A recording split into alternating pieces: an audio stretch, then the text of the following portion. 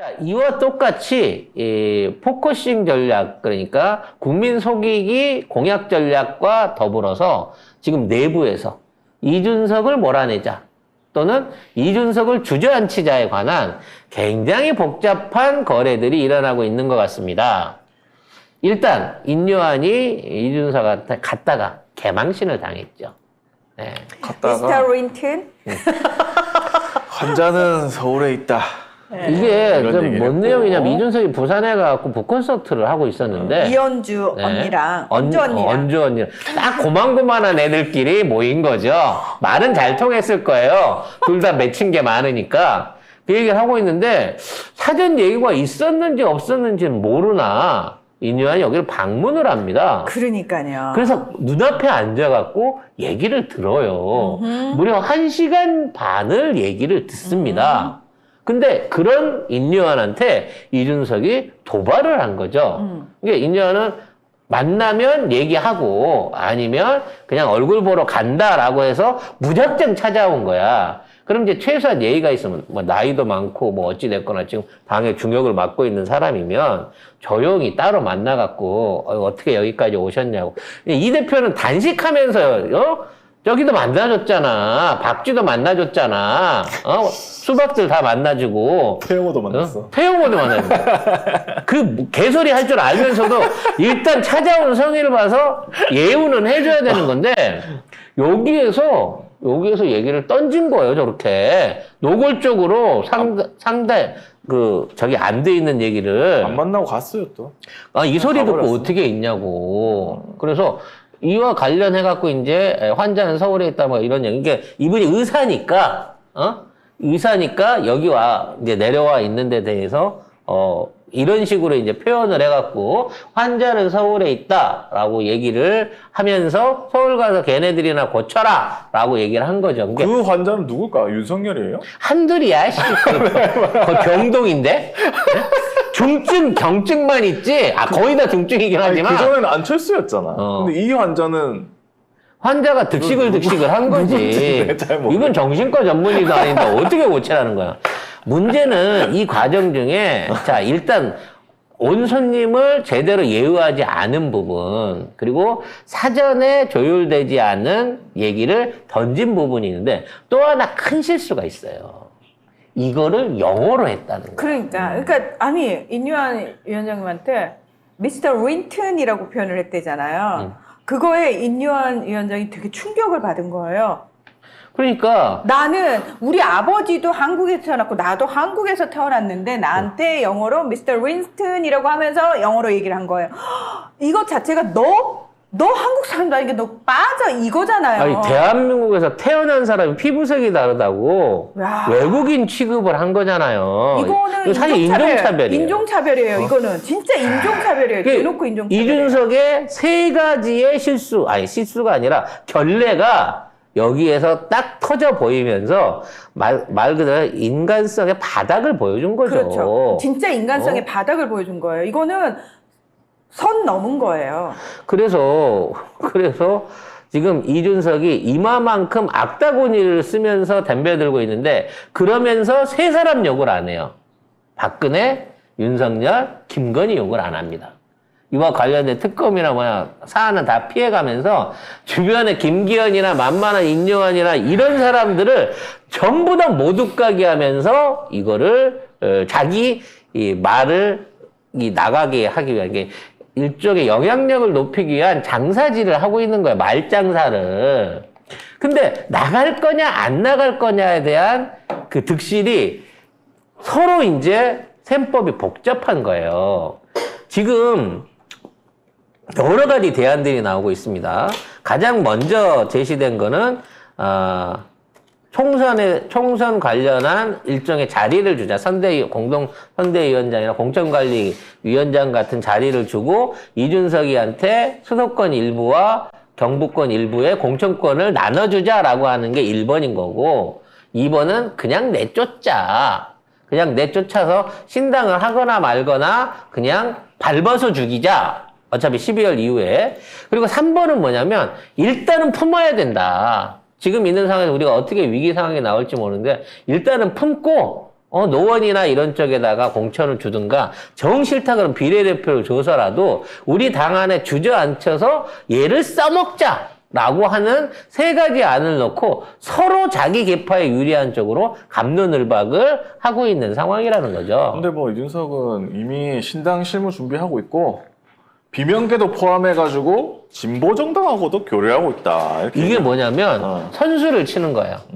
어차피 수박이 나오면 갈 때는 국짐 아니면 지네들끼리 뭉칠 수밖에 없는데 이거를 국짐도 지금 흡수를 한다고 얘기를 하잖아.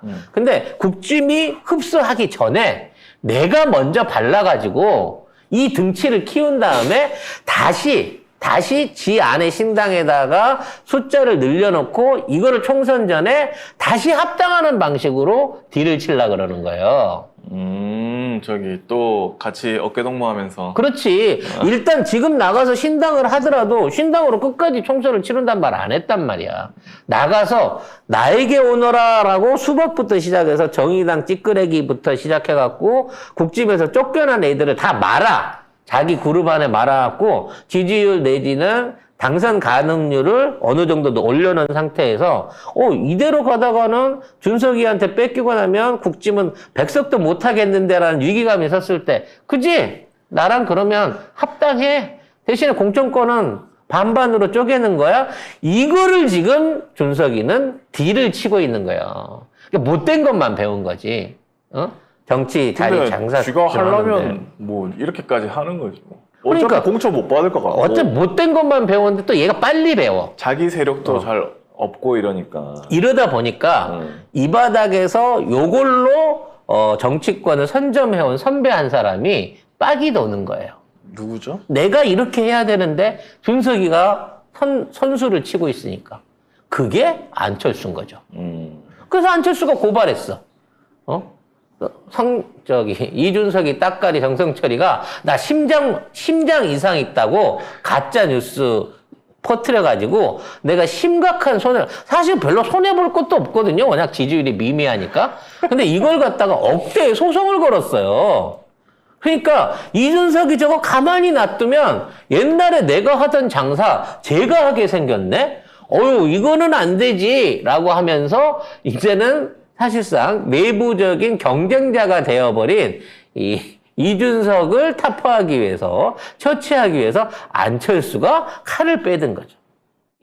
그리고 지난주에 있었던 JTBC 마라톤 대회에 안철수가 참가해갖고, 달렸다고 합니다. 그래요? 네. 근데 완주를 했는지는 확인이 안 돼요. 네. 아니, 송 작가님 관심이 많으시네, 안철수에 대해서. 응? 아니 나는 그 전날 2주에 걸쳐갖고 기안84가 갑자기 마라톤을 완주를 하길래 이상한데 이걸 이렇게까지 편성할 이유가 있나 했더니 JTBC 마라톤에 안철수가 나왔더라고. 마라톤 완주로 강철 심장 증명.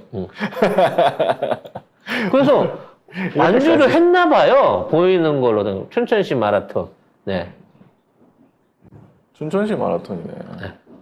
그러니까 뭔가 마라톤을 해갖고 완주를 하면서 나 완주도 할 수 있는데 심장 이상하다고 그랬지? 이거 손배서 할게. 이걸 근거로 내놓은 거야. 이것도 사실 치사해. 법에서 받아줄지 모르겠어. 아니 전 세계적으로 가장 한때 유명했던 육상 선수였던 그리피스 조이너도 심장마비로 죽었어요. 그 여자 100m 기록은 지금 40년 가까이 지났는데도 안 깨지고 있거든? 35년째? 그러니까 심장마비는 누구나 올 수 있는 건데, 내가 마라톤 완주했으니까, 나는 건강한 사람이야. 그런데 나를 심장 이상이 있다고 해서 1억 원 내놔. 이게 무슨 말도 안 되는 소송이에요. 근데 이런 소송을 통해가지고 어떻게든 이준석한테 흠집을 내보려고 하고 있다는 거죠. 그래서 지금 이준석은 꽃놀이패예요. 일단 그네 누나 때문에 윤석열이 자기를 못 죽인다는 걸 알고 있어. 만약 이거 죽이려면 검찰이 다시 성매매 관련한 부분이나 전에 얘기했던 슈퍼챗 받은 거. 그러니까 슈퍼챗을 받았는데 이게 지방송에서 받은 게 아니더만. 그래요? 다른 방송에 출연해서 그쪽에 슈퍼챗을 받은 건데 다른 방송에 출연해서 받은 돈을 이준석이 정치자금이라고 기소를 한 거야. 유튜브 회비 월 990원. 그게 말도 안 되는 얘기인 거지. 그 돈이 이준석한테 갔다는 증거가 어디 있으면 또 거기에서 멤버십이나 후원이 들어온들 왜 이준석을 나눠주겠냐고. 근데 본인이 운영하는 채널에 도입하겠다는 계획을 밝혔다. 그 계획을 밝힌 거잖아. 어?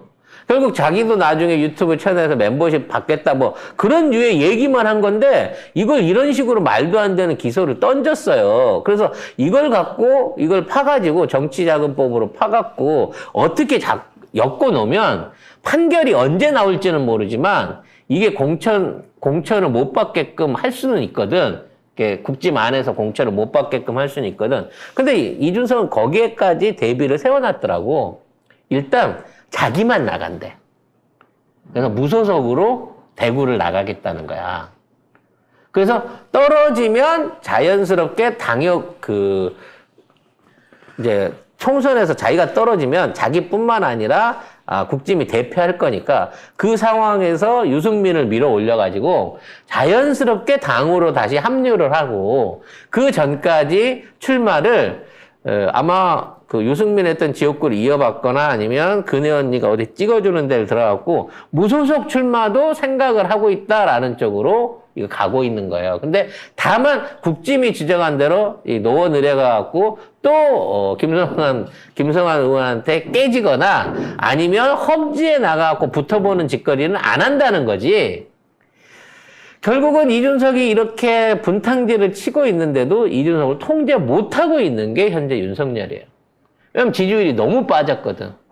그래서 이준석이 동원돼서 20대 지지율이나 아니면 이준석이 갖고 있는 기존에 있는 팬덤들을 끌어모아갖고 그거라도 보태야 우리가 이기는데 왜 준석이를 죽이려고 그러냐 그러고 당내에서 반발이 엄청 나오고 있는 상황이라는 거지. 그러니까 맘대로 질르는 거야 이준석은.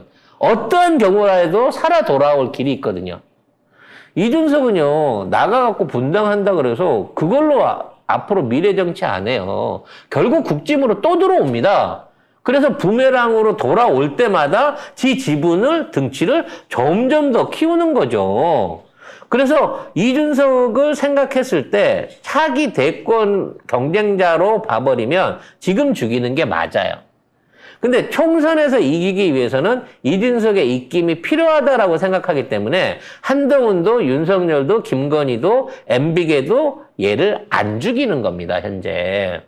근데 결국 이준석은 이용당하고 팽돼요, 총선 지나면. 그때는 진짜로 완전히 정치계에서 뼈를 찾아볼 수 없으면 산산조각을 낼 건데 지금은 아직도 이준석이 가진 게 있다. 그나마 우리 간판들 중엔 제일 낫다라고 생각하고 있는 것 같습니다.